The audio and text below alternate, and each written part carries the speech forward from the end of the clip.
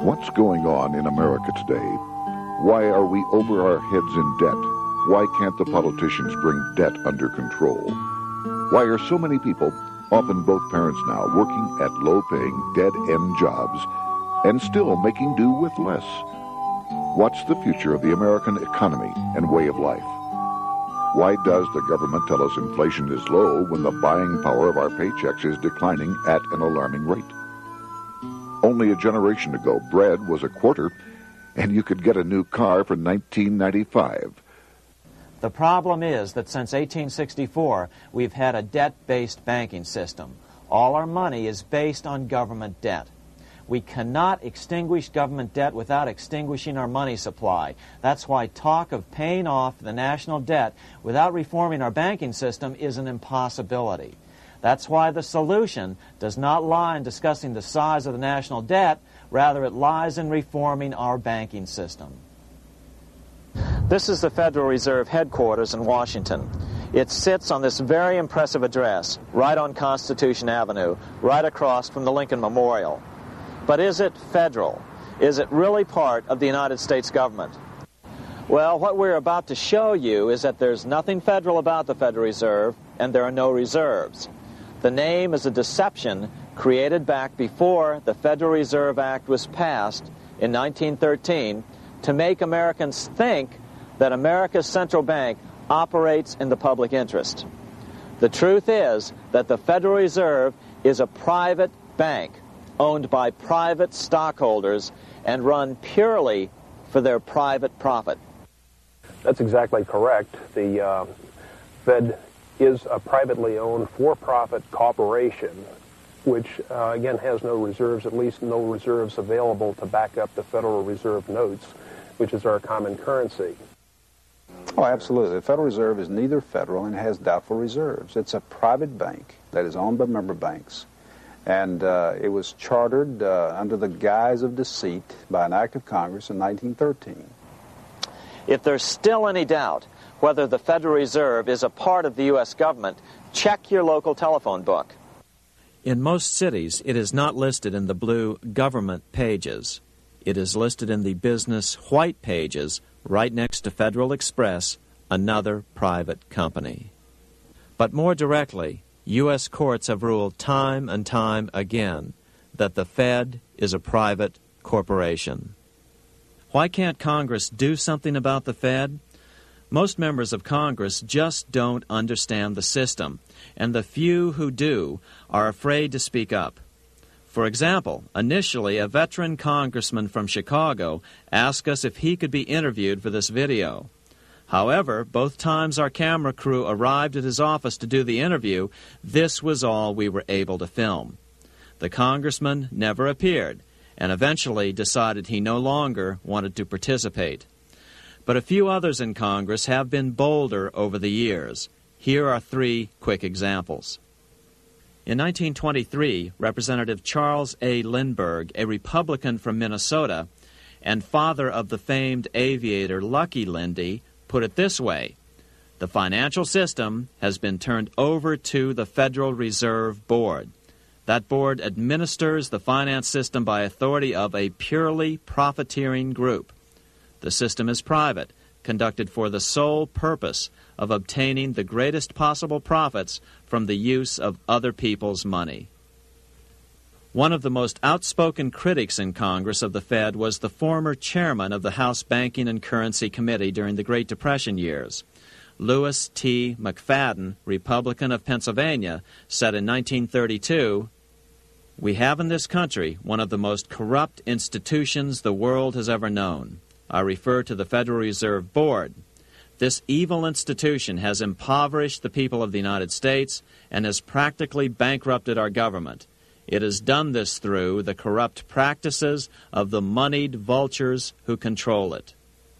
Senator Barry Goldwater was a frequent critic of the Fed.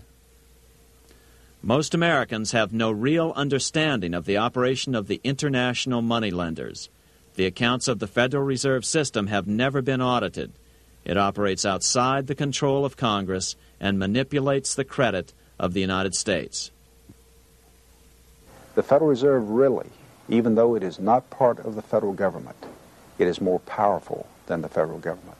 It's more powerful than the president, the Congress, and the courts. Now, a lot of people challenge me on that, but let me prove my case. The Federal Reserve determines what the average person's car payment is going to be, what their house payment is going to be, and whether they have a job or not. And I submit to you that that's total control.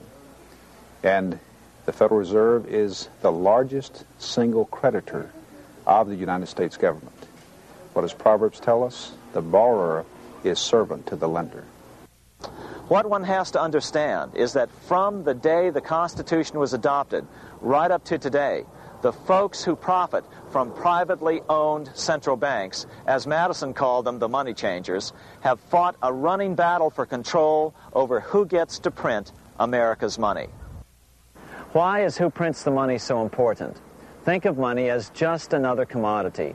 If you have a monopoly on a commodity that everyone needs, everyone wants, and nobody has enough of, there are lots of ways to make a profit, and also exert tremendous political influence.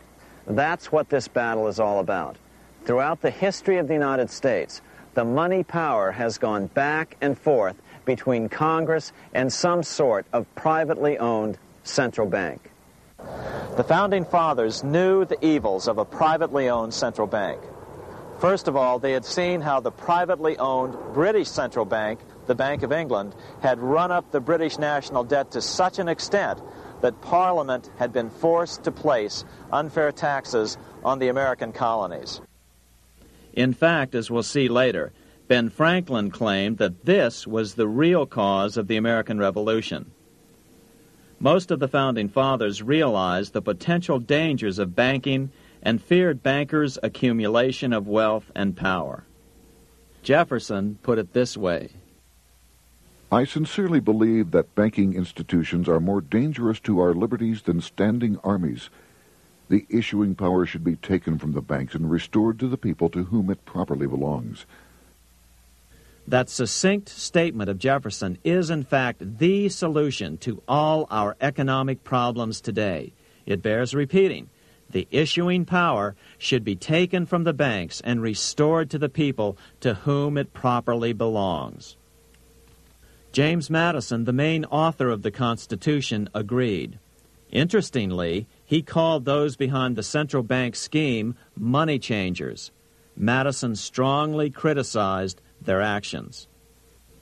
History records that the money changers have used every form of abuse, intrigue, deceit, and violent means possible to maintain their control over governments by controlling money and its issuance.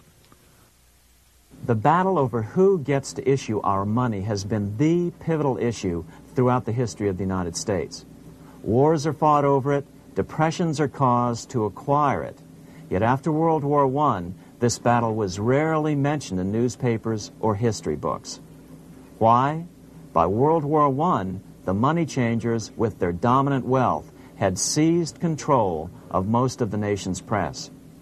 Throughout U.S. history, this battle over who gets the power to issue our money has raged. In fact, it's changed hands back and forth 8 times since 1764. Yet this fact has virtually vanished from public view for over 3 generations behind a smokescreen emitted by Fed cheerleaders in the media. Until we stop talking about deficits and government spending and start talking about who controls how much money we have, it's all just a big shell game, a complete and utter deception. It won't matter if you pass an ironclad amendment to the Constitution mandating a balanced budget. Our situation is only going to get worse until we root out the cause at its source. What's the solution for our national problem? First of all, education. That's what this video presentation is all about. But secondly, we must act. We must take back the power to issue our own money. Issuing our own money is not a radical solution. I want to stress that. It's the same solution used at different points in U.S. history by men like Benjamin Franklin, Thomas Jefferson, Andrew Jackson, Martin Van Buren, and Abraham Lincoln. So, to sum it up, in 1913, Congress gave an independent central bank, deceptively named the Federal Reserve, a monopoly over issuing America's money. And the debt generated by this quasi-private corporation is what is killing the American economy.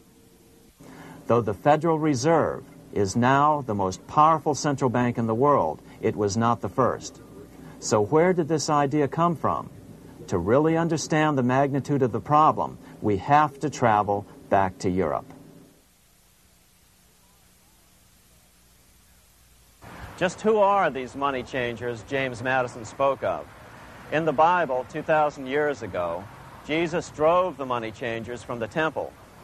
It was the only time Jesus used force during his ministry. What were money changers doing in the temple? When Jews came to Jerusalem to pay their temple tax, they could only pay it with a special coin, the half shekel of the sanctuary. This was a half ounce of pure silver about this size. It was the only coin around at that time which was pure silver and of assured weight without the image of a pagan emperor. Therefore, to Jews, the half shekel was the only coin acceptable to God. But these coins were not plentiful. The money changers had cornered the market on them. Then they raised the price, just like any other commodity, to whatever the market would bear. In other words, money changers were making exorbitant profits because they held a virtual monopoly on money. The Jews had to pay whatever they demanded. To Jesus, this totally violated the sanctity of God's house.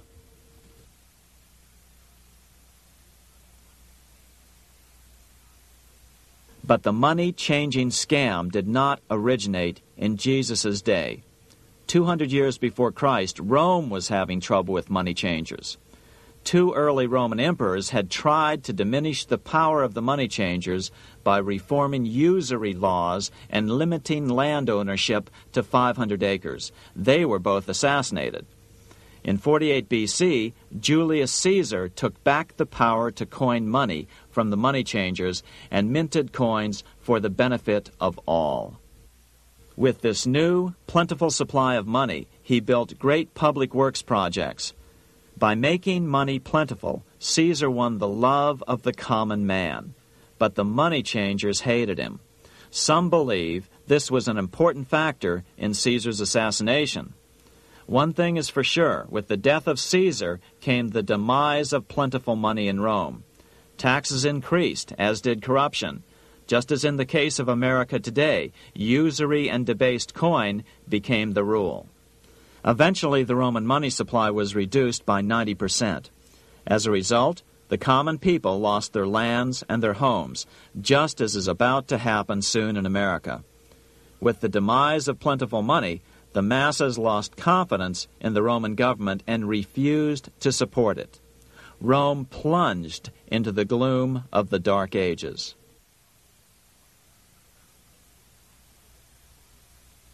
A 1,000 years after the death of Christ, money changers, those who loan out and manipulate the quantity of money, were active in medieval England. In fact, they were so active that acting together, they could manipulate the entire English economy. These were not bankers per se.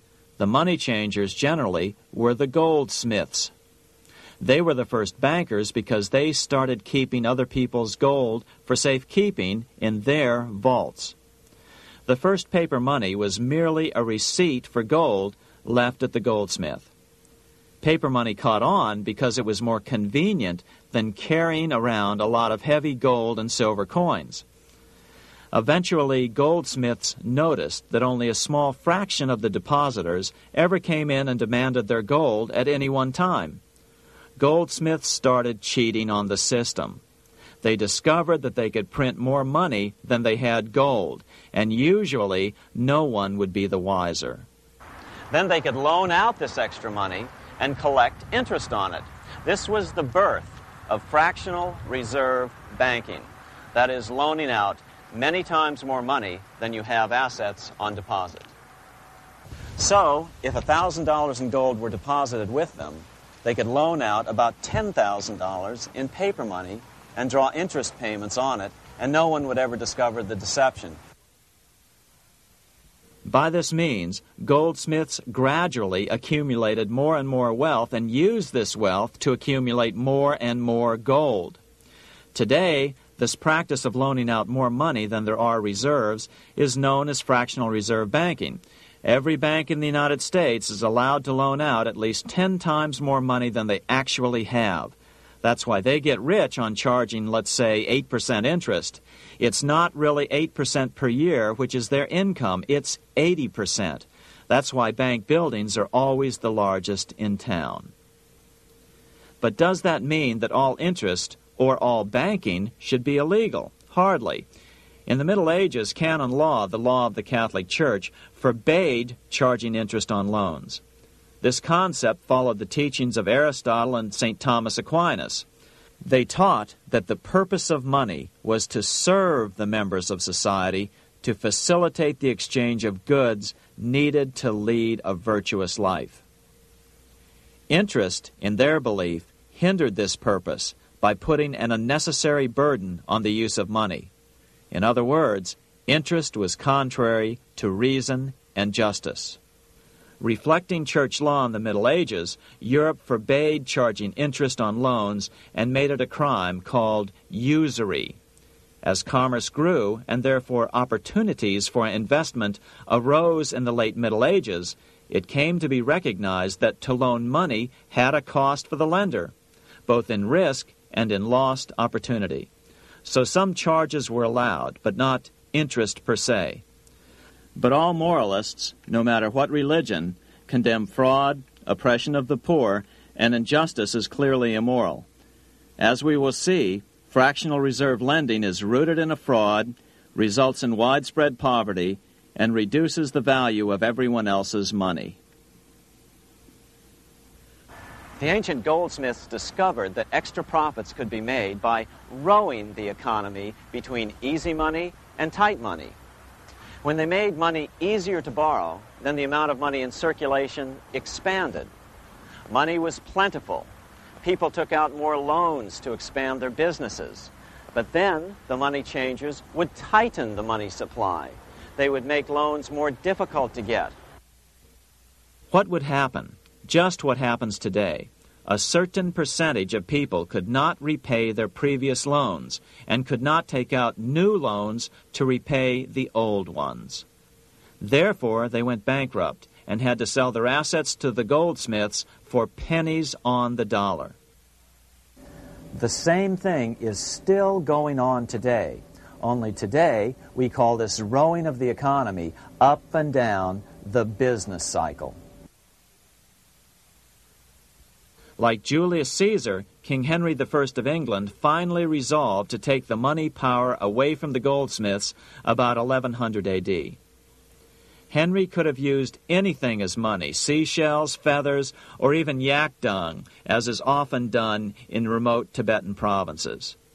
But he invented one of the most unusual money systems in history. It was called the tally stick system. Here I have one of the few surviving examples of this form of British money, which lasted 726 years until 1826, a tally stick. The tally system was adopted to avoid the monetary manipulation of the goldsmiths. Tally sticks were money fabricated out of sticks of polished wood. Notches were cut along one edge of the stick to indicate the denominations. Then the stick was split lengthwise through the notches so that both pieces still had a record of the notches. The king kept one half to protect against counterfeiting. Then he would spend the other half into the economy and they would circulate as money. This particular tally stick is huge. It represented 25,000 pounds. One of the original stockholders in the Bank of England purchased his original shares with this stick. In other words, he bought shares in the world's richest and most powerful corporation with a stick of wood. It's ironic that after its formation in 1694, the Bank of England attacked the tally stick system because it was money outside the power of the money changers, just as King Henry had wanted it to be. Why do people accept sticks of wood for money? That's a great question. Throughout history, people traded anything they thought had value and used as money. You see, the secret is that money is only what people agree on to use as money. What's our paper money today? It's really just paper. But here's the trick. King Henry ordered that tally sticks had to be used to pay the king's taxes. This built-in demand for tally sticks immediately made them circulate and be accepted as money. And they worked well. In fact, no other form of money has worked so well for so long as tally sticks. Keep in mind, the British Empire was built under the tally stick system. The tally stick system succeeded despite the fact that the money changers constantly attacked it by offering the metal coin system as competition. In other words, metal coins never went completely out of circulation, but tally sticks hung on because they were good for the payment of taxes. Finally, in the 1500s, King Henry VIII relaxed the laws concerning usury, and the money changers wasted no time reasserting themselves. They quickly made their gold and silver money plentiful for a few decades. But when Queen Mary took the throne and tightened the usury laws again, the money changers renewed the hoarding of gold and silver coins, forcing the economy to plummet. When Queen Mary's sister, Queen Elizabeth I, took the throne, she was determined to regain control over English money. Her solution was to issue gold and silver coins from the public treasury and take the control over the money supply away from the money changers. Although control over money was not the only cause of the English Revolution in 1642, religious differences fueled the conflict. Monetary policy played a major role. Financed by the money changers, Oliver Cromwell finally overthrew King Charles, purged the Parliament, and put the king to death. The money changers were immediately allowed to consolidate their financial power. The result was that for the next 50 years, the money changers plunged Great Britain into a series of costly wars. They took over a square mile of property in the center of London, known as the City of London. This area today is still known as one of the three predominant financial centers of the world. Conflicts with the Stuart kings led the money changers in England to combine with those in the Netherlands to finance the invasion of William of Orange, who overthrew the Stuarts in 1688 and took the English throne.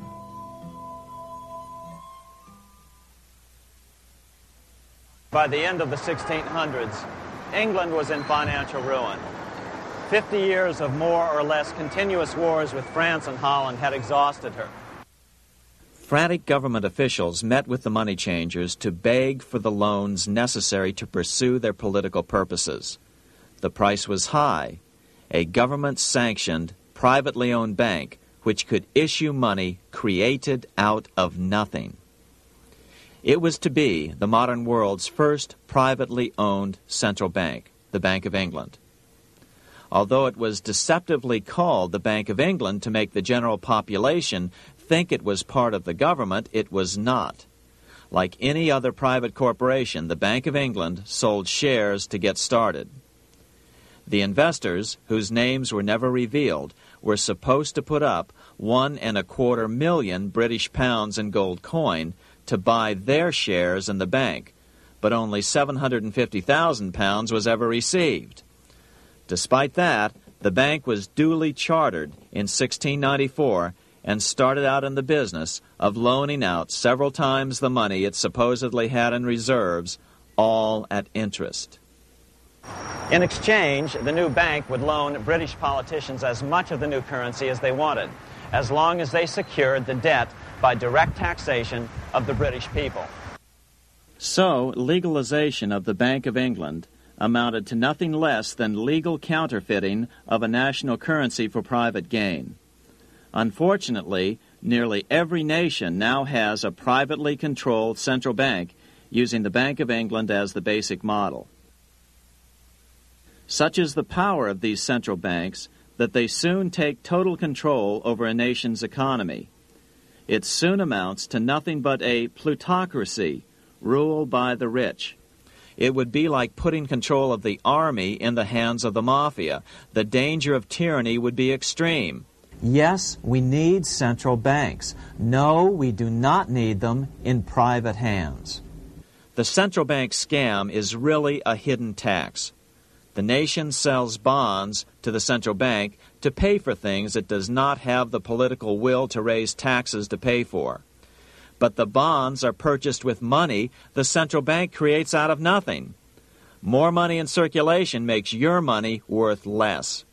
The government gets as much money as it needs, and the people pay for it in inflation.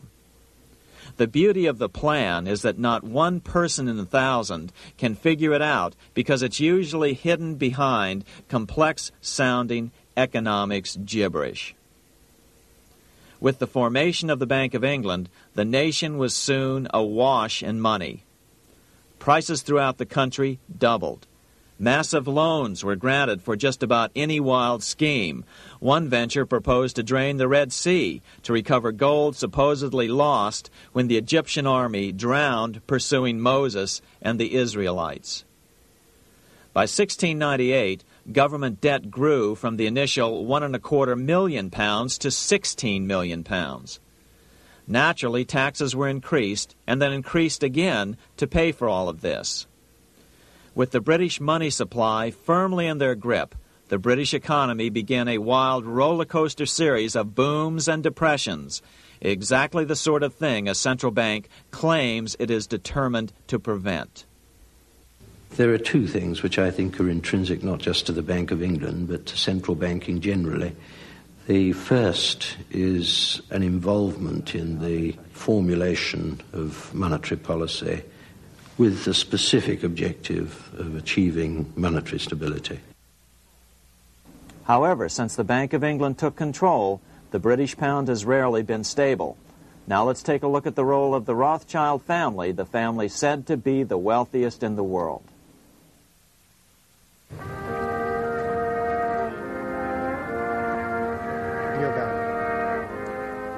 This is Frankfurt, Germany.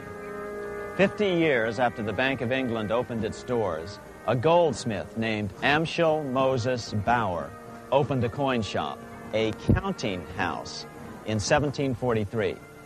And over the door he placed a sign depicting a Roman eagle on a red shield. The shop became known as the Red Shield Firm, or in German, Rothschild. When his son, Amschel Meyer Bauer, inherited the business, he decided to change his name to Rothschild. Amschel soon learned that loaning money to governments and kings was more profitable than loaning to private individuals. Not only were the loans bigger, but they were secured by the nation's taxes. Mayer Rothschild had 5 sons. He trained them all in the skills of money creation, then sent them out to the major capitals of Europe to open branch offices of the family banking business. His first son, Amschel Meyer, stayed in Frankfurt to mind the hometown bank. His second son, Solomon, was sent to Vienna. His third son, Nathan, was clearly the most clever. He was sent to London at age 21 in 1798, 100 years after the founding of the Bank of England. His fourth son, Karl, went to Naples, and his fifth son, Jacob, went to Paris. In 1785, Mayer Amschel moved his entire family to this larger house, a 5-story dwelling he shared with the Schiff family. This house was known as the Green Shield.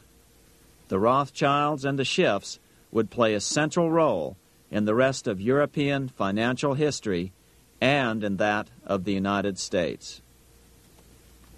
The Rothschilds broke into dealings with European royalty here at Wilhelmshof, the palace of the wealthiest man in Germany. In fact, the wealthiest monarch in all Europe, Prince William of Hesse-Kassel.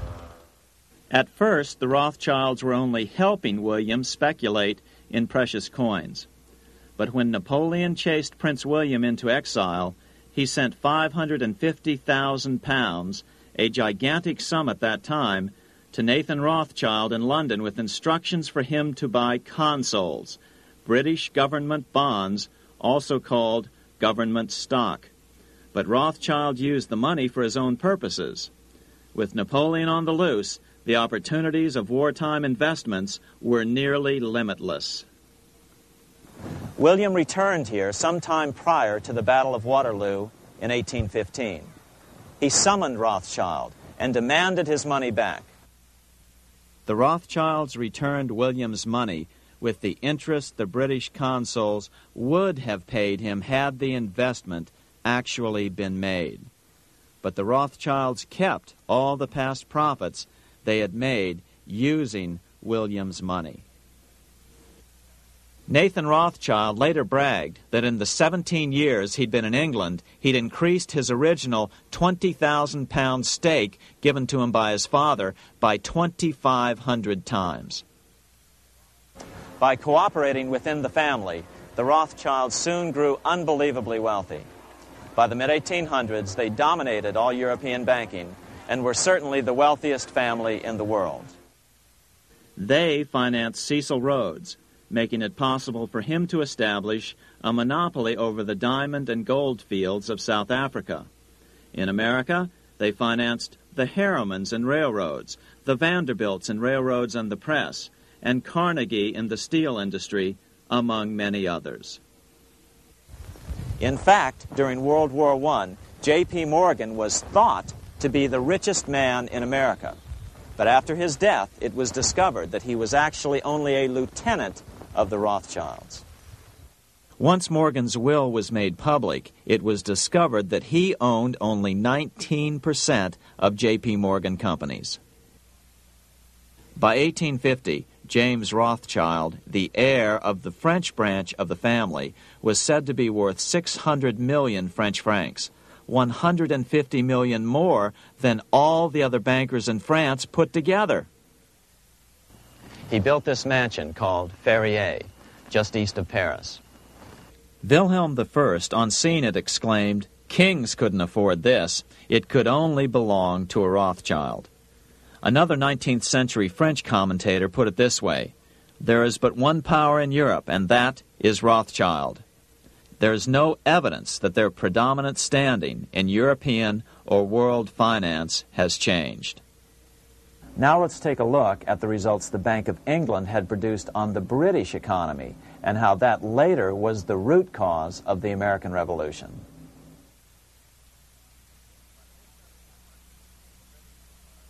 By the mid-1700s, the British Empire was nearing its height of power around the world. But Britain had fought 4 costly wars in Europe since the creation of their privately owned central bank, the Bank of England. The cost had been high. To finance these wars, the British Parliament here had borrowed heavily from the bank. By the mid-1700s, the government's debt here in Britain was £140 million, a staggering sum for those days. Consequently, the British government embarked on a program of trying to raise revenues from their American colonies in order to make their interest payments to the bank. But in America, it was a different story. The scourge of a privately owned central bank had not yet hit. This is Independence Hall in Philadelphia, where the Declaration of Independence and Constitution were signed. In the mid-1700s, pre-revolutionary America was still relatively poor. There was a severe shortage of precious metal coins to trade for goods, so the early colonists were forced to experiment with printing their own homegrown paper money. Some of these experiments were successful. Franklin was a big supporter of the colonies printing their own paper money. In 1757, Franklin was sent to London. He ended up staying for the next 18 years here, nearly until the start of the American Revolution.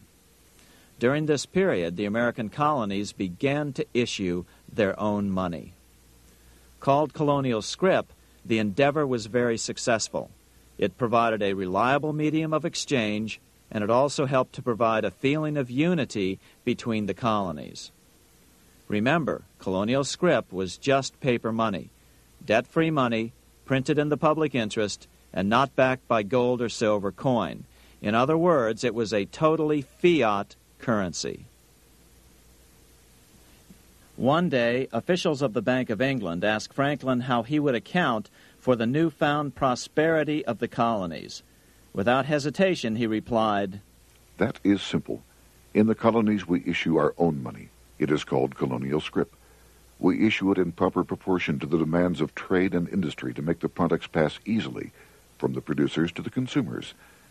In this manner, creating for ourselves our own paper money, we control its purchasing power, and we have no interest to pay to no one." This was just common sense to Franklin, but you can imagine the impact it had on the Bank of England. America had learned the secret of money, and that genie had to be returned to its bottle as soon as possible.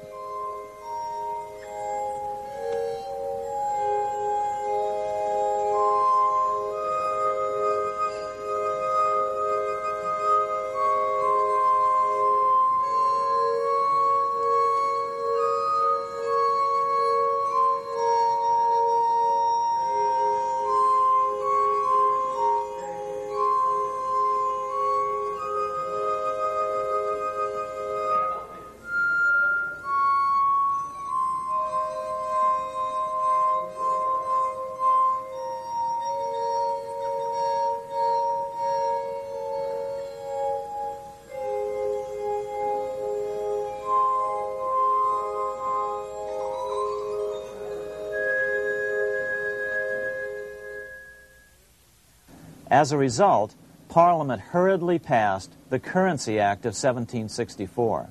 This prohibited colonial officials from issuing their own money and ordered them to pay all future taxes in gold or silver coins. In other words, it forced the colonies on a gold or silver standard. For those who still believe that a gold standard is the answer for America's current monetary problems, look what happened to America after that. Writing in his autobiography, Franklin said, "In 1 year, the conditions were so reversed that the era of prosperity ended and a depression set in to such an extent that the streets of the colonies were filled with unemployed." Franklin claims that this was even the basic cause for the American Revolution. As Franklin put it in his autobiography, "The colonies would gladly have borne a little tax on tea and other matters had it not been that England took away from the colonies their money, which created unemployment and dissatisfaction. The inability of the colonists to get the power to issue their own money permanently out of the hands of George III and the international bankers was the prime reason for the Revolutionary War." By the time the first shots were fired in Lexington, Massachusetts, on April 19, 1775, the colonies had been drained of gold and silver coin by British taxation. As a result, the Continental government had no choice but to print money to finance the war. At the start of the Revolution, the U.S. money supply stood at $12 million. By the end of the war, it was nearly $500 million. As a result, the currency was virtually worthless. Shoes sold for $5,000 a pair. Colonial scrip had worked because just enough was issued to facilitate trade. As George Washington lamented, "A wagon load of money will scarcely purchase a wagon load of provisions." Today, those who support a gold-backed currency point to this period during the Revolution to demonstrate the evils of a fiat currency. But remember, the same currency had worked so well 20 years earlier during times of peace that the Bank of England had Parliament outlaw it. Towards the end of the Revolution, the Continental Congress, meeting here at Independence Hall, grew desperate for money. In 1781, they allowed Robert Morris, their financial superintendent, to open a privately owned central bank. Incidentally, Morris was a wealthy man who had grown wealthier during the Revolution by trading in war materials. Called the Bank of North America, the new bank was closely modeled after the Bank of England. It was allowed to practice fractional reserve banking. That is, it could lend out money it didn't have, then charge interest on it. If you or I were to do that, we would be charged with fraud, a felony.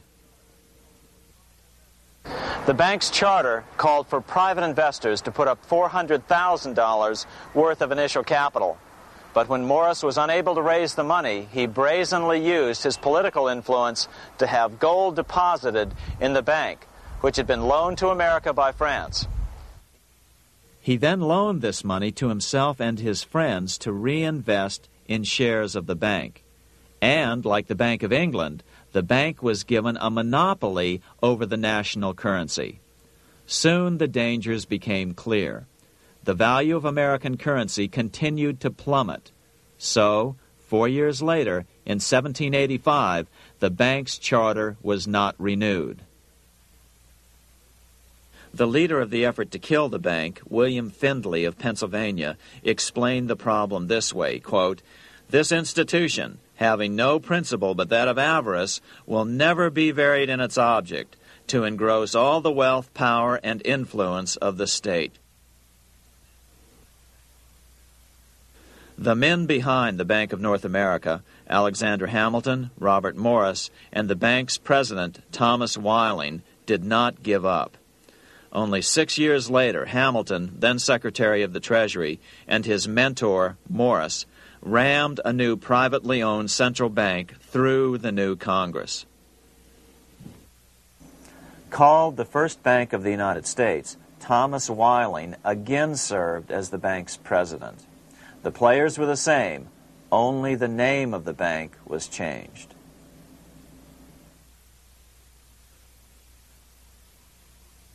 In 1787, colonial leaders assembled in Philadelphia to replace the ailing Articles of Confederation.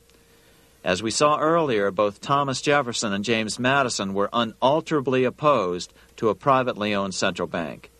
They had seen the problems caused by the Bank of England. They wanted nothing of it. As Jefferson later put it, "If the American people ever allow private banks to control the issue of their currency, first by inflation, then by deflation, the banks and the corporations which grow up around them will deprive the people of all property until their children wake up homeless on the continent their fathers conquered." during the debate over the future monetary system, another one of the founding fathers, Gouverneur Morris, castigated the motivations of the owners of the Bank of North America. Gouverneur Morris headed the committee that wrote the final draft of the Constitution. Morris knew the motivations of the bank well. Along with his old boss, Robert Morris, Gouverneur Morris and Alexander Hamilton were the ones who had presented the original plan for the Bank of North America to the Continental Congress in the last year of the Revolution. In a letter he wrote to James Madison on July 2nd, 1787, Gouverneur Morris revealed what was really going on. The rich will strive to establish their dominion and enslave the rest. They always did. They always will. They will have the same effect here as elsewhere if we do not, by the power of government, keep them in their proper spheres. Despite the defection of Gouverneur Morris from the ranks of the bank, Hamilton, Robert Morris, Thomas Whiling, and their European backers were not about to give up. They convinced the bulk of the delegates to the Constitutional Convention to not give Congress the power to issue paper money. Most of the delegates were still reeling from the wild inflation of the paper currency during the Revolution. They had forgotten how well colonial scrip had worked before the war. But the Bank of England had not. The money changers could not stand to have America printing her own money again. So the Constitution is silent on the matter. This grievous defect left the door wide open for the money changers, just as they had planned.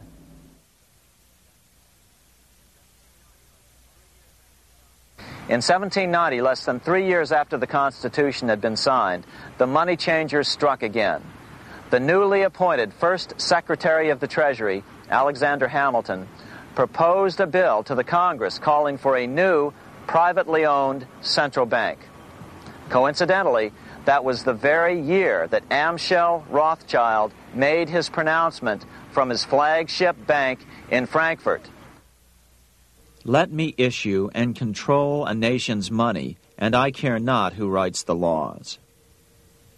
Alexander Hamilton was a tool of the international bankers, and he wanted to create the U.S. Bank, the BUS, or the Bank of the United States, and did so. Interestingly, one of Hamilton's first jobs after graduating from law school in 1782 was as an aide to Robert Morris, the head of the Bank of North America. In fact, the year before, Hamilton had written Morris a letter saying, "A national debt, if it is not excessive, will be to us a national blessing." A blessing to whom? After a year of intense debate, in 1791, Congress passed the bill and gave it a 20-year charter. The new bank was to be called the First Bank of the United States, or BUS. Here we are in front of the First Bank of the United States in Philadelphia. The bank was given a monopoly on printing U.S. currency, even though 80% of its stock would be held by private investors. The other 20% would be purchased by the U.S. government. But the reason was not to give the government a piece of the action. It was to provide the capital for the other 80% owners. As with the old Bank of North America and the Bank of England before that, the stockholders never paid the full amount for their shares. The U.S. government put up their initial $2 million in cash. Then the bank, through the old magic of fractional reserve lending, made loans to its charter investors so they could come up with the remaining $8 million of capital needed for this risk-free investment. Like the Bank of England, the name of the Bank of the United States was deliberately chosen to hide the fact that it was privately controlled. And like the Bank of England, the names of the investors in the bank were never revealed. Many years later, it was a common saying that the Rothschilds were the power behind the old Bank of the United States. The bank was sold to Congress as a way to bring stability to the banking system and eliminate inflation. So what happened? Over the first 5 years, the U.S. government borrowed $8.2 million from the Bank of the United States. In the same 5-year period, prices rose by 72%. Jefferson, as the new Secretary of State, watched the borrowing with sadness and frustration, unable to stop it. I wish it were possible to obtain a single amendment to our Constitution, taking from the federal government the power of borrowing. Millions of Americans feel the same way today. They watch in helpless frustration as the federal government borrows the American economy into oblivion. So, although it was called the First Bank of the United States, it was not the first attempt at a privately owned central bank in this country. As with the Bank of North America, the government put up most of the cash to get this private bank going, then the bankers loaned the money to each other to buy the remaining stock in the bank. It was a scam, plain and simple, and they wouldn't be able to get away with it for long. But first, we have to travel back to Europe to see how a single man was able to manipulate the entire British economy by obtaining the first news of Napoleon's final defeat.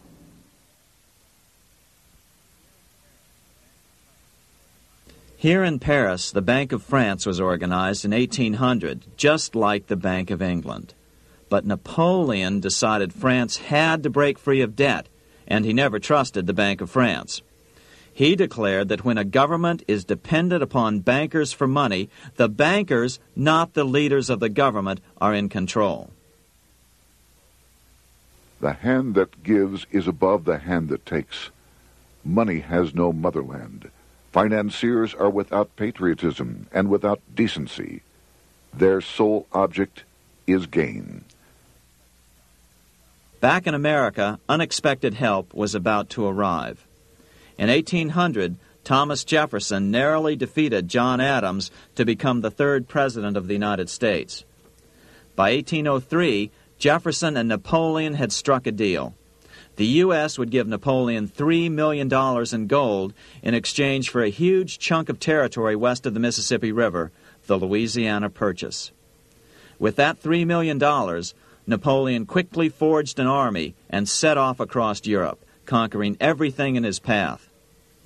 But the Bank of England quickly rose to oppose him. They financed every nation in his path, reaping the enormous profits of war. Prussia, Austria, and finally Russia all went heavily into debt in a futile attempt to stop Napoleon.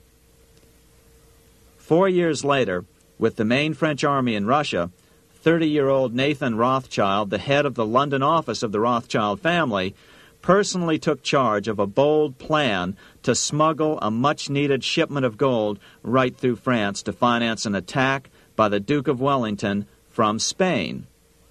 Nathan later bragged at a dinner party in London that it was the best business he'd ever done.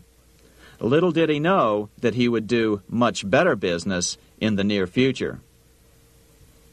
Wellington's attacks from the south and other defeats eventually forced Napoleon to abdicate, and Louis XVIII was crowned king. Napoleon was exiled to Elba, a tiny island off the coast of Italy, supposedly exiled from France forever. While Napoleon was in exile on Elba, temporarily defeated by England with the financial help of the Rothschilds, America was trying to break free of its central bank as well.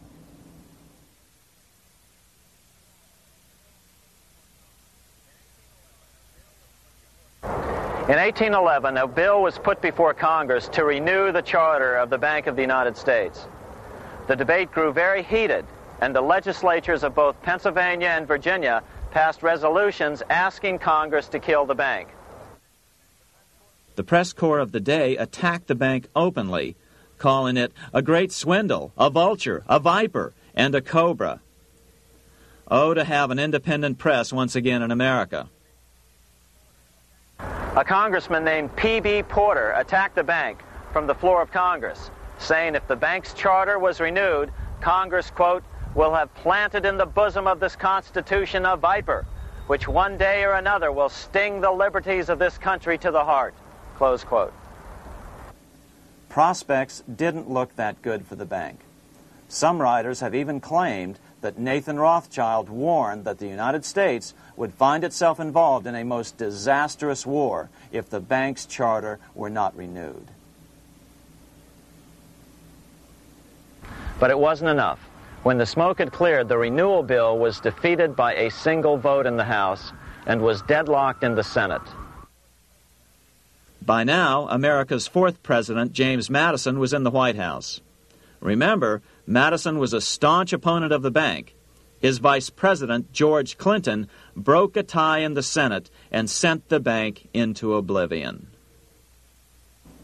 Within 5 months, England attacked the U.S., and the War of 1812 was on. But the British were still busy fighting Napoleon, and so the War of 1812 ended in a draw in 1814. Though the money changers were temporarily down, they were far from out. It would take them only another 2 years to bring back their bank bigger and stronger than ever.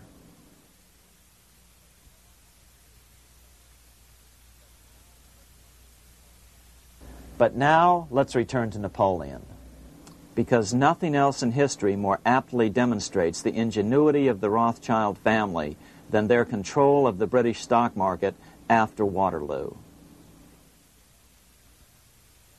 In 1815, a year after the end of the War of 1812 in America, Napoleon escaped his exile and returned to Paris. French troops were sent out to capture him, but such was his charisma that the soldiers rallied around their old leader and hailed him as their emperor once again. In March of 1815, Napoleon equipped an army which Britain's Duke of Wellington defeated less than 90 days later at Waterloo. Some writers claim Napoleon borrowed £5 million from the Bank of England to rearm, but it appears these funds actually came from the Ouvard banking house in Paris. Nevertheless, from about this point on, it was not unusual for privately controlled central banks to finance both sides in a war. Why would a central bank finance opposing sides in a war? Because war is the biggest debt generator of them all. A nation will borrow any amount for victory. The ultimate loser is loaned just enough to hold out the vain hope of victory, and the ultimate winner is given enough to win. Besides, such loans are usually conditioned upon the guarantee that the victor will honor the debts of the vanquished.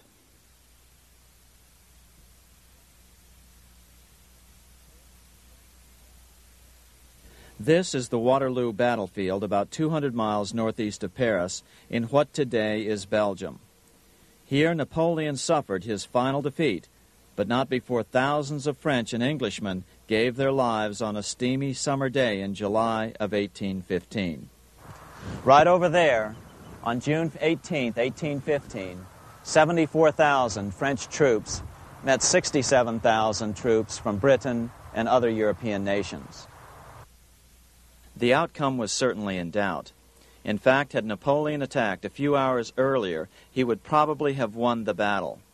But no matter who won or lost, back in London, Nathan Rothschild planned to use the opportunity to try to seize control over the British stock and bond market and possibly even the Bank of England. Rothschild stationed a trusted agent, a man named Rothworth, on the north side of the battlefield, closer to the English Channel. Once the battle had been decided, Rothworth took off for the Channel. He delivered the news to Nathan Rothschild a full 24 hours before Wellington's own courier. Rothschild hurried to the stock market and took up his usual position in front of an ancient pillar. All eyes were on him. The Rothschilds had a legendary communications network. If Wellington had been defeated and Napoleon was loose on the continent again, Britain's financial situation would become grave indeed. Rothschild looked saddened. He stood there motionless, eyes downcast. Then suddenly he began selling. Other nervous investors saw that Rothschild was selling. It could only mean one thing. Napoleon must have won, Wellington must have lost. The market plummeted. Soon everyone was selling their consols, their British government bonds, and prices dropped sharply. But then Rothschild started secretly buying up the consols through his agents for only a fraction of their worth hours before. Myths, legends, you say? 100 years later, the New York Times ran a story which said that Nathan's grandson had attempted to secure a court order to suppress a book with this stock market story in it. The Rothschild family claimed the story was untrue and libelous, but the court denied the Rothschilds' request and ordered the family to pay all court costs. What's even more interesting about this story is that some authors claim that the day after the Battle of Waterloo, in a matter of hours, Nathan Rothschild came to dominate not only the bond market, but the Bank of England as well. Whether or not the Rothschild family seized control of the Bank of England, the first privately owned central bank in a major European nation and the wealthiest, one thing is certain. By the mid-1800s, the Rothschilds were the richest family in the world, bar none. They dominated the new government bond markets and branched into other banks and industrial concerns. In fact, the rest of the 19th century was known as the Age of the Rothschilds. Despite this overwhelming wealth, the family has generally cultivated an aura of invisibility. Although the family controls scores of industrial, commercial, mining, and tourist corporations, only a handful bear the Rothschild name. By the end of the 19th century, one expert estimated that the Rothschild family controlled half the wealth of the world. Whatever the extent of their vast wealth, it is reasonable to assume that their percentage of the world's wealth has increased since then. But since the turn of the century, the Rothschilds have cultivated the notion that their power has somehow waned even as their wealth increases.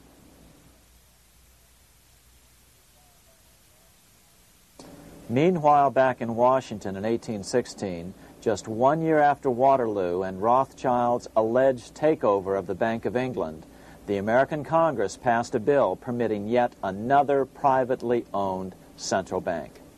This bank was called the Second Bank of the United States. The new bank's charter was a copy of the previous bank's. The U.S. government would own 20% of the shares of the bank. Of course, the federal share was paid by the Treasury up front into the bank's coffers.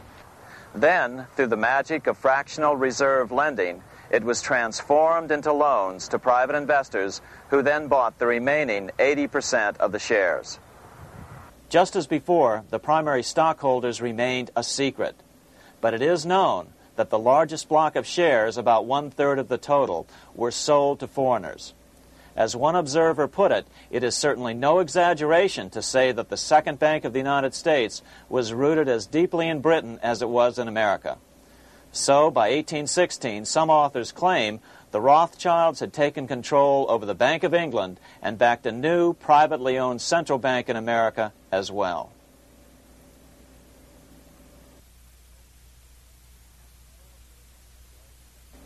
After 12 years of manipulations of the U.S. economy on the part of the Second Bank of the U.S., the American people had had just about enough. Opponents of the bank nominated a dignified senator from Tennessee, Andrew Jackson, the hero of the Battle of New Orleans, to run for president. This is his home, the Hermitage. No one gave Jackson a chance initially. The bank had long ago learned how the political process could be controlled with money. To the surprise and dismay of the money changers, Jackson was swept into office in 1828. Jackson was determined to kill the bank at the first opportunity and wasted no time in trying to do so. But the bank's 20-year charter didn't come up for renewal until 1836, the last year of his second term, if he could survive that long. During his first term, Jackson contented himself with rooting out the bank's many minions from government service. He fired 2,000 of the 11,000 employees of the federal government. In 1832, with his re-election approaching, the bank struck an early blow, hoping Jackson would not want to stir up controversy. They asked Congress to pass a renewal bill 4 years early. Naturally, Congress complied, then sent it to the president for signing. But Jackson weighed in with both feet. Old Hickory, never a coward, vetoed the bill. His veto message is one of the great American documents. It clearly lays out the responsibility of the American government towards its citizens, rich and poor. It is not our own citizens only who are to receive the bounty of our government. More than 8 million of the stock of this bank are held by foreigners. Is there no danger to our liberty and independence in a bank that in its nature has so little to bind it to our country? Controlling our currency, receiving our public monies, and holding thousands of our citizens' independence would be more formidable and dangerous than a military power of the enemy. If government would confine itself to equal protection and, as heaven does its rains, shower its favor alike on the high and the low, the rich and the poor, it would be an unqualified blessing. In the act before me, there seems to be a wide and unnecessary departure from these just principles. Later that year, in July 1832, Congress was unable to override Jackson's veto. Now Jackson had to stand for re-election. Jackson took his argument directly to the people. For the first time in U.S. history, Jackson took his presidential campaign on the road. Before then, presidential candidates stayed at home and looked presidential. His campaign slogan was "Jackson and no bank." The National Republican Party ran Senator Henry Clay against Jackson. Despite the fact that the bankers poured over $3 million into Clay's campaign, Jackson was reelected by a landslide in November of 1832. Despite his presidential victory, Jackson knew the battle was only beginning. "The hydra of corruption is only scotched, not dead," said the newly elected president.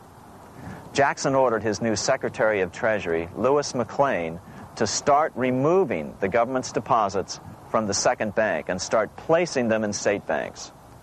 But McLean refused to do so. Jackson fired him and appointed William J. Duane as the new Secretary of the Treasury.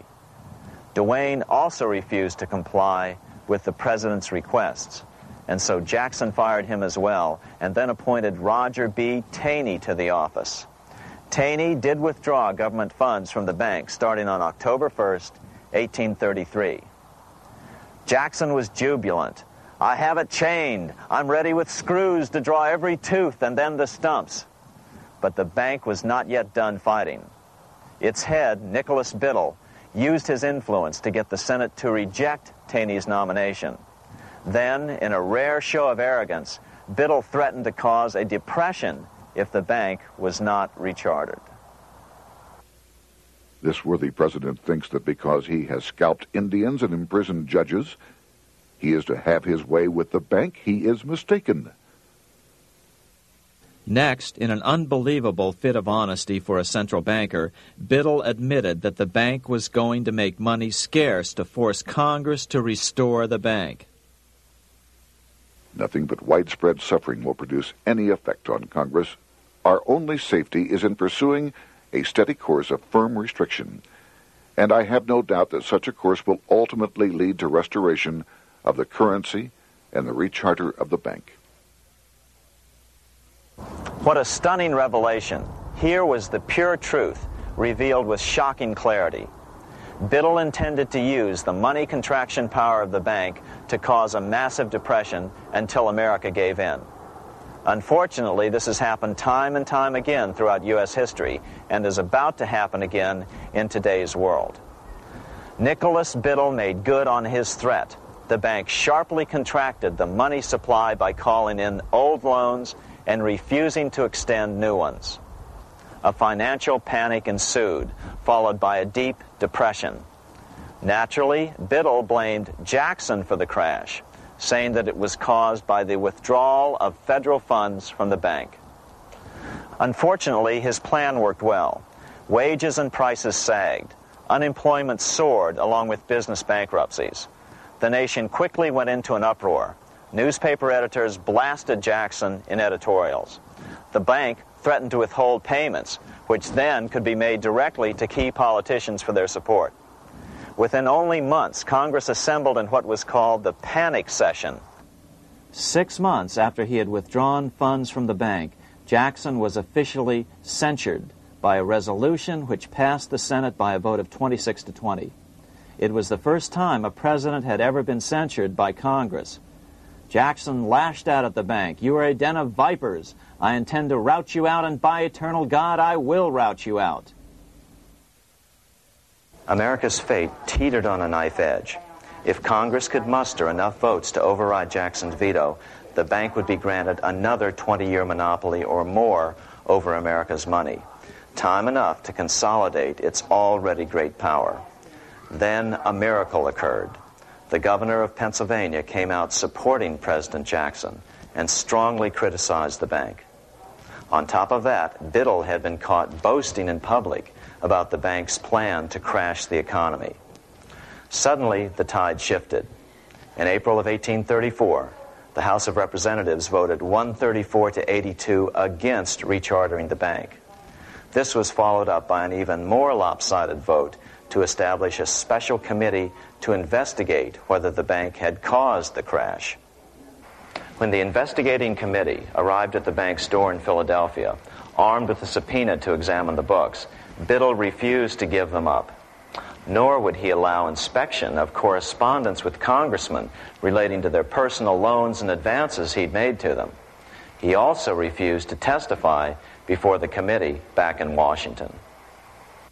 On January 8th, 1835, Jackson paid off the final installment on the national debt, which had been necessitated by allowing the banks to issue currency for government bonds rather than simply issuing treasury notes without such debt. He was the only president to ever pay off the debt. A few weeks later, on January 30th, 1835, an assassin by the name of Richard Lawrence tried to shoot President Jackson, but by the grace of God, both pistols misfired. Lawrence was later found not guilty by reason of insanity. After his release, he bragged to friends that powerful people in Europe had put him up to the task and promised to protect him if he were caught. The following year, when its charter ran out, the Second Bank of the United States ceased functioning as the nation's central bank. Biddle was later arrested and charged with fraud. He was tried and acquitted, but died shortly thereafter while still tied up in civil suits. After his second term as president, Jackson retired here to the Hermitage outside of Nashville to live out his life. He is still remembered here for his determination to kill the bank. In fact, he killed it so well that it took the money changers 77 years to undo the damage. When asked what his most important accomplishment had been, Jackson replied, "I killed the bank." Unfortunately, even Jackson failed to grasp the entire picture and its root cause. Although Jackson had killed the central bank, the most insidious weapon of the money changers, fractional reserve banking, remained in use by the numerous state-chartered banks. This fueled economic instability in the years before the Civil War. Still, the central bankers were out, and as a result, America thrived as it expanded westward. During this time, the principal money changers struggled to regain their lost centralized power, but to no avail. Then, finally, they reverted to the old central bankers' formula: war to create debt and dependency. If they couldn't get their central bank any other way, America could be brought to its knees by plunging it into a civil war, just as they had done in 1812 after the first Bank of the United States was not rechartered. 1 month after the inauguration of Abraham Lincoln, the first shots of the American Civil War were fired here at Fort Sumter, South Carolina, on April 12, 1861. Certainly slavery was a cause for the Civil War, but not the primary cause. Lincoln knew that the economy of the South depended upon slavery, and so before the Civil War, he had no intention of eliminating it. Lincoln had put it this way in his inaugural address only 1 month earlier. I have no purpose, directly or indirectly, to interfere with the institution of slavery in the states where it now exists. I believe I have no lawful right to do so, and I have no inclination to do so. Even after the first shots were fired here at Fort Sumter, Lincoln continued to insist that the Civil War was not about the issue of slavery. My paramount objective is to save the Union, and it is not either to save or destroy slavery. If I could save the Union without freeing any slave, I would do it. So what was the Civil War all about? There were many factors at play. Northern industrialists had used protective tariffs to prevent the southern states from buying cheaper European goods. Europe retaliated by stopping cotton imports from the South. The southern states were in a double financial bind. They were forced to pay more for most of the necessities of life, while their income from cotton exports plummeted. The South was angry. But there were other factors at work. The money changers were still stung by America's withdrawal from their control 25 years earlier. Since then, America's wildcat economy had made the nation rich, a bad example for the rest of the world. The central bankers now saw an opportunity to split the rich new nation, to divide and conquer by war. Was this just some sort of wild conspiracy theory at the time? Well, let's take a look at what a well-placed observer of the scene had to say at the time. His name was Otto von Bismarck, Chancellor of Germany, the man who united the German states a few years later. The division of the United States into federations of equal force was decided long before the Civil War by the high financial powers of Europe. These bankers were afraid that the United States, if they remained as one bloc and as one nation, would attain economic and financial independence which would upset their financial domination over the world. Within months after the first shots here at Fort Sumter, the central bankers loaned Napoleon III of France, the nephew of the Waterloo Napoleon, 210 million francs to seize Mexico and station troops along the southern border of the U.S., taking advantage of their war to violate the Monroe Doctrine and return Mexico to colonial rule. No matter what the outcome of the Civil War, a weakened America, heavily indebted to the money changers, would open up Central and South America once again to European colonization and domination. The very thing America's Monroe Doctrine had forbade in 1823. At the same time, Great Britain moved 11,000 troops into Canada and positioned them menacingly along America's northern border. The British fleet went to war alert should their quick intervention be called for. Lincoln knew he was in a double bind. That's why he agonized over the fate of the Union. There was a lot more to it than just differences between the North and the South.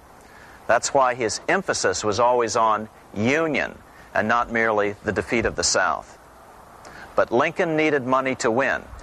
In 1861, Lincoln and his Secretary of Treasury, Salmon P. Chase, went to New York to apply for the necessary loans. The money changers, anxious to see the Union fail, offered loans at 24 to 36% interest. Lincoln said thanks, but no thanks, and returned to Washington. Lincoln sent for an old friend, Colonel Dick Taylor of Chicago, and put him on the problem of financing the war. During one meeting, Lincoln asked Taylor what he'd discovered. Taylor put it this way. Why, Lincoln, that is easy. Just get Congress to pass a bill authorizing the printing of full legal tender Treasury notes, and pay your soldiers with them, and go ahead and win your war with them also. When Lincoln asked if the people of the United States would accept the notes, Taylor said, "The people, or anyone else, will not have any choice in the matter if you make them full legal tender. They will have the full sanction of the government and be just as good as any money, as Congress is given that express right by the Constitution."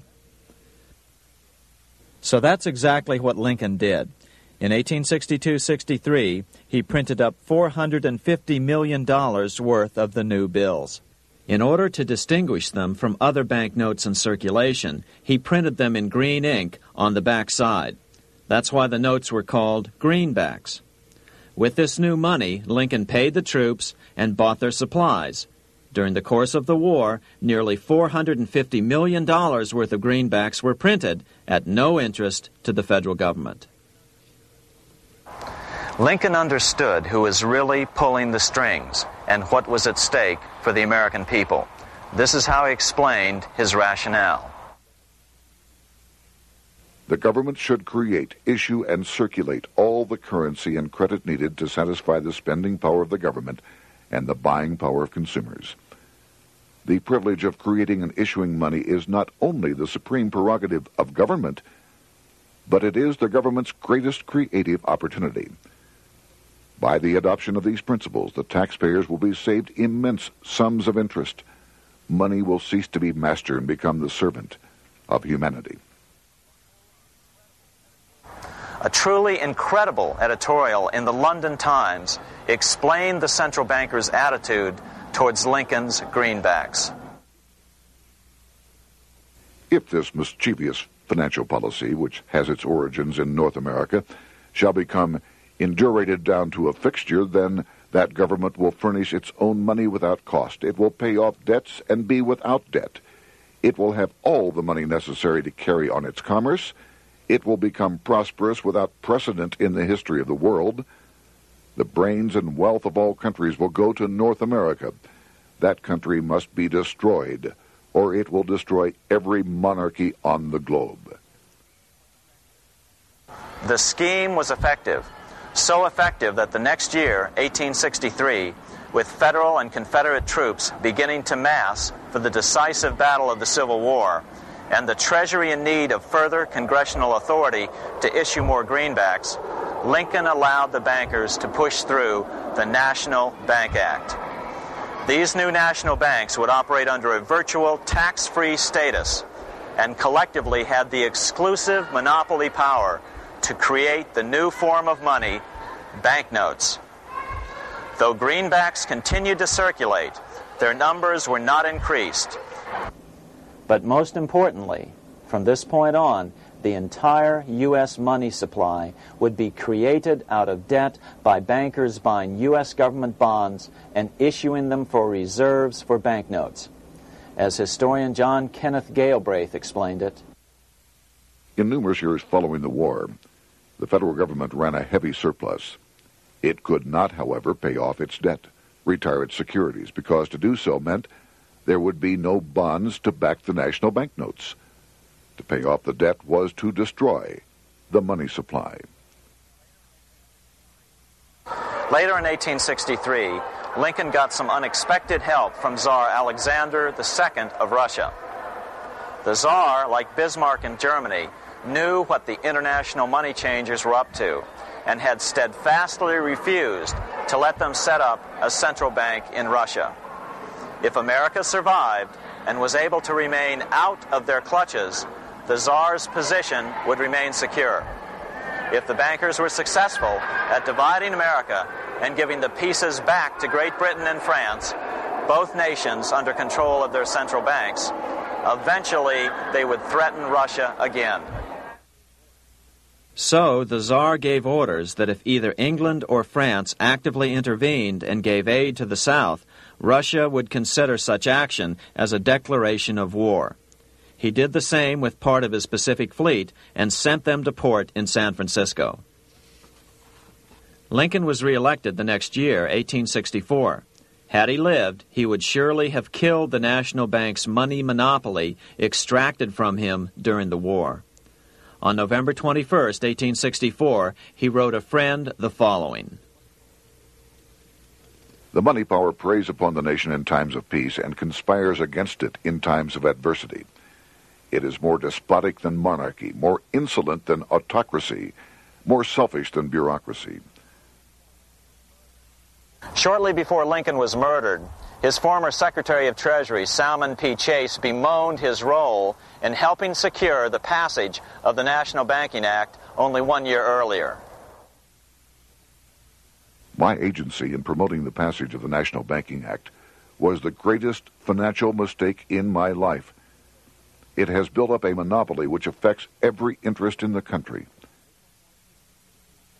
On April 14, 1865, 41 days after his second inauguration and just 5 days after Lee surrendered to Grant at Appomattox, Lincoln was shot by John Wilkes Booth at Ford's Theater. Bismarck, Chancellor of Germany, lamented the death of Abraham Lincoln. The death of Lincoln was a disaster for Christendom. There was no man in the United States great enough to wear his boots.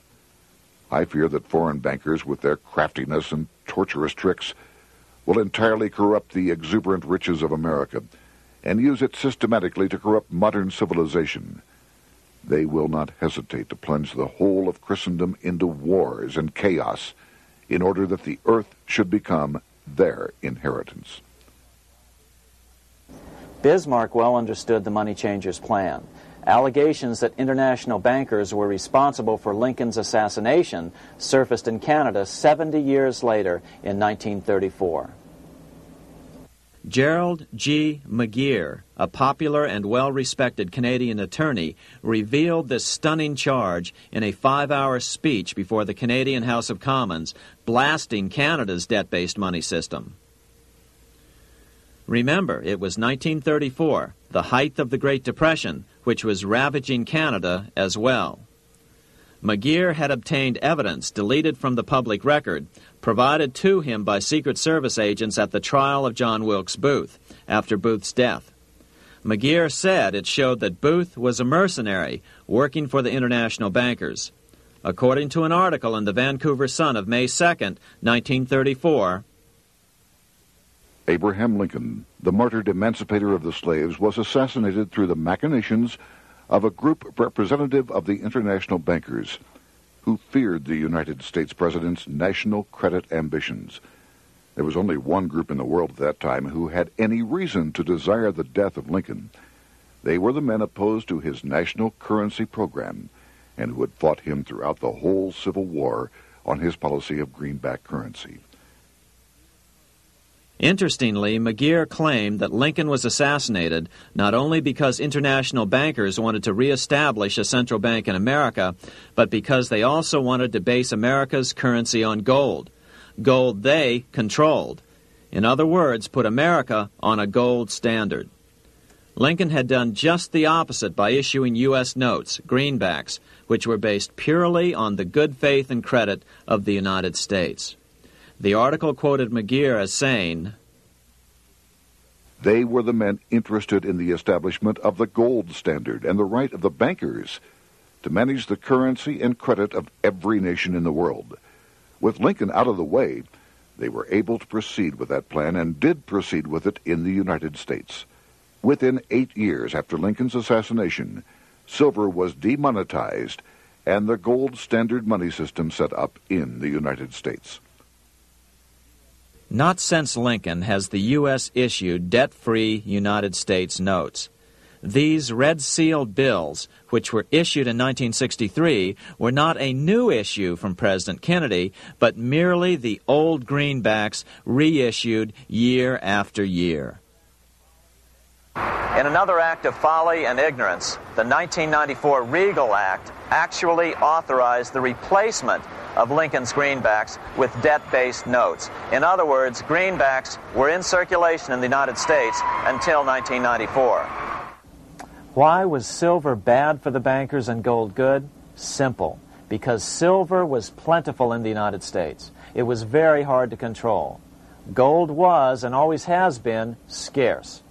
Throughout history, it has been relatively easy to monopolize gold, but silver has historically been 15 times more plentiful. With Lincoln out of the way, the money changers' next objective was to gain complete control over America's money. This was no easy task. With the opening of the American West, silver had been discovered in huge quantities. On top of that, Lincoln's greenbacks were generally popular. Despite the European central bankers' deliberate attacks on greenbacks, they continued to circulate in the United States, in fact, until a few years ago. According to historian W. Cleon Skousen, right after the Civil War, there was considerable talk about reviving Lincoln's brief experiment with the constitutional monetary system. Had not the European Money Trust intervened, it would have no doubt become an established institution. it is clear that the concept of America printing her own debt-free money sent shockwaves throughout the European central banking elite. They watched with horror as Americans clamored for more greenbacks. They may have killed Lincoln, but support for his monetary ideas grew. On April 12, 1866, nearly 1 year to the day of Lincoln's assassination, Congress went to work at the bidding of the European central banking interests. It passed the Contraction Act, authorizing the Secretary of the Treasury to begin to retire some of the greenbacks in circulation and thereby contract the money supply. Authors Theodore R. Thorin and Richard F. Warner explained the results of the money contraction in their classic book on the subject, The Truth in Money Book. The hard times which occurred after the Civil War could have been avoided if the greenback legislation had continued as President Lincoln had intended. Instead, there were a series of money panics, what we call recessions, which put pressure on Congress to enact legislation to place the banking system under centralized control. Eventually, the Federal Reserve Act was passed on December 23, 1913. In other words, the money changers wanted two things: the reinstitution of a central bank under their exclusive control, and two, an American currency backed by gold. Their strategy was twofold. First of all, cause a series of panics to try to convince the American people that only centralized control of the money supply could provide economic stability. And secondly, remove so much money from the system that most Americans would be so desperately poor that they either wouldn't care or would be too weak to oppose the bankers. In 1866, there was $1.8 billion in currency in circulation in the United States, about $50.46 per capita. In 1867 alone, $500 million, $500 million, was removed from the U.S. money supply. 10 years later, in 1876, America's money supply was reduced to only $600 million. In other words, 2/3 of America's money had been called in by the bankers. Only $14.60 per capita remained in circulation. 10 years later, the money supply had been reduced to only $400 million, even though the population had boomed. The result was that only $6.67 per capita remained in circulation, a 760% loss in buying power over 20 years. Today, economists try to sell the idea that recessions and depressions are a natural part of something they call the business cycle. The truth is, our money supply is manipulated now just as it was before and after the Civil War. How did this happen? How did money become so scarce? Simple. Bank loans were called in and no new ones were given. In addition, silver coins were melted down. In 1872, a man named Ernest Sed was given 100,000 pounds, about $500,000, by the Bank of England and sent to America to bribe necessary congressmen to get silver demonetized. He was told that if that was not sufficient, to draw an additional 100,000 pounds or as much more as was necessary. The next year, Congress passed the Coinage Act of 1873, and the minting of silver dollars abruptly stopped. In fact, Representative Samuel Hooper, who introduced the bill in the House, acknowledged that Mr. Sed actually drafted the legislation. But it gets even worse than that. In 1874, Sed himself admitted who was behind the scheme. I went to America in the winter of 1872-73, authorized to secure, if I could, the passage of a bill demonetizing silver. It was in the interest of those I represented, the governors of the Bank of England, to have it done. By 1873, gold coins were the only form of coin money. But the contest over control of America's money was not yet over. Only 3 years later, in 1876, with 1/3 of America's workforce unemployed, the population was growing restless. People were clamoring for a return to the greenback money system of President Lincoln, or a return to silver money, anything that would make money more plentiful. That year, Congress created the United States Silver Commission to study the problem.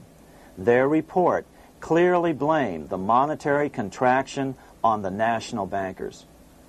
The report is interesting because it compares the deliberate money contraction by the national bankers after the Civil War to the fall of the Roman Empire.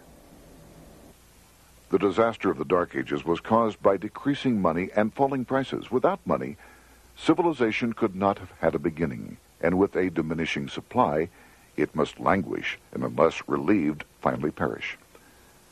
At the Christian era, the metallic money of the Roman Empire amounted to $1,800,000,000. By the end of the 15th century, it had shrunk to less than $200 million.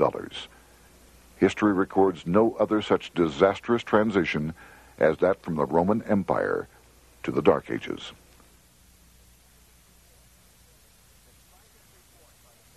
Despite this report by the Silver Commission, Congress took no action. The next year, 1877, riots broke out from Pittsburgh to Chicago. The torches of starving vandals lit up the sky. The bankers huddled to decide what to do. They decided to hang on. Now that they were back in control to a certain extent, they were not about to give it up. At the meeting of the American Bankers Association that year, they urged their membership to do everything in their power to put down the notion of a return to greenbacks. The ABA Secretary, James Buell, authored a letter to the members which blatantly called on the banks to subvert not only Congress, but the press. It is advisable to do all in your power to sustain such prominent daily and weekly newspapers, especially the agricultural and religious press, as will oppose the greenback issue of paper money, and that you will also withhold patronage from all applicants who are not willing to oppose the government issue of money.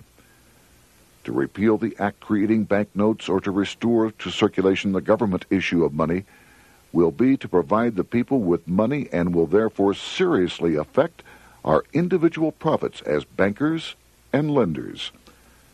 See your congressman at once and engage him to support our interest that we may control legislation. As political pressure mounted in Congress for change, the press tried to turn the American people away from the truth. The New York Tribune put it this way on January 10th, 1878. "The capital of the country is organized at last, and we will see whether Congress will dare to fly in its face." But it didn't work entirely. On February 28, 1878, Congress passed the Sherman Law, allowing the minting of a limited number of silver dollars, ending the 5-year hiatus. This did not end gold backing of the currency, however, nor did it completely free silver. Previous to 1873, anyone who brought silver to the U.S. Mint could have it struck into silver dollars free of charge. No longer. But at least some money began to flow back into the economy again. With no further threat to their control, the bankers loosened up on loans, and the post-Civil War depression was finally ended. 3 years later, the American people elected Republican James Garfield president. Garfield understood how the economy was being manipulated. As a congressman, he had been chairman of the Appropriations Committee and was a member of Banking and Currency. After his inauguration, he slammed the money changers publicly in 1881. Whoever controls the volume of money in any country is absolute master of all industry and commerce. And when you realize that the entire system is very easily controlled, one way or another, by a few powerful men at the top, you will not have to be told how periods of inflation and depression originate. Unfortunately, within a few weeks of making this statement, on July 2nd of 1881, President Garfield was assassinated.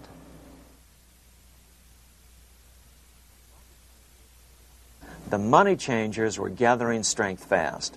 They began a periodic fleecing of the flock, as they called it, by creating economic booms followed by further depressions so they could buy up thousands of homes and farms for pennies on the dollar. In 1891, the money changers prepared to take the American economy down again, and their methods and motives were laid out with shocking clarity in a memo sent out by the American Bankers Association, the ABA, an organization in which most bankers were members. Notice that this memo called for bankers to create a depression on a certain date 3 years in the future. According to the Congressional Record, here's how it read in part. On September 1st, 1894, we will not renew our loans under any consideration. On September 1st, we will demand our money. We will foreclose and become mortgagees in possession.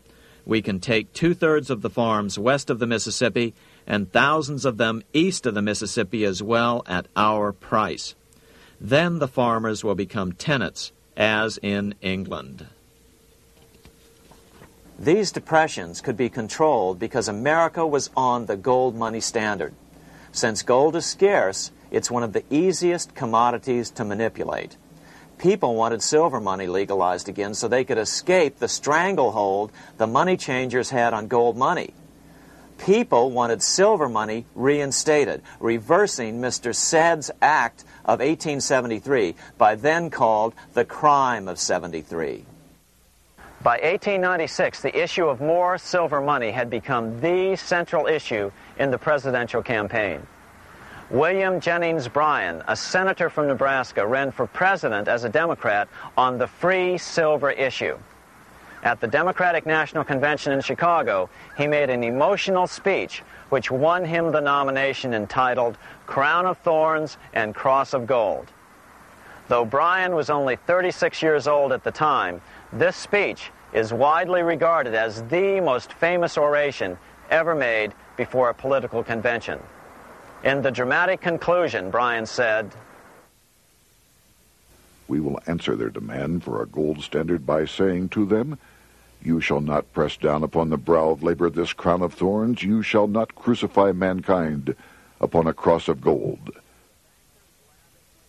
The bankers lavishly supported the Republican candidate, William McKinley, who favored the gold standard.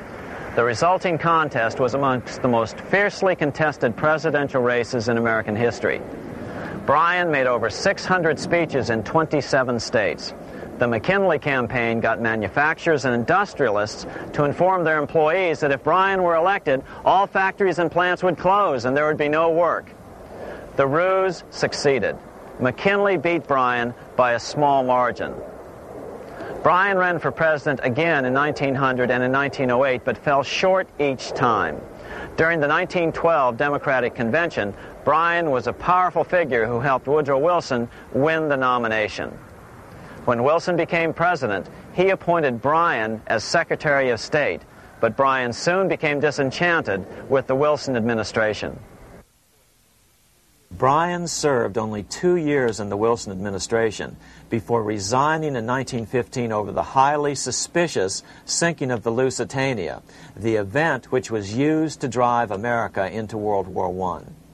Although William Jennings Bryan never gained the presidency, his efforts delayed the money changers for 17 years from attaining their next goal, a new, privately owned central bank for America.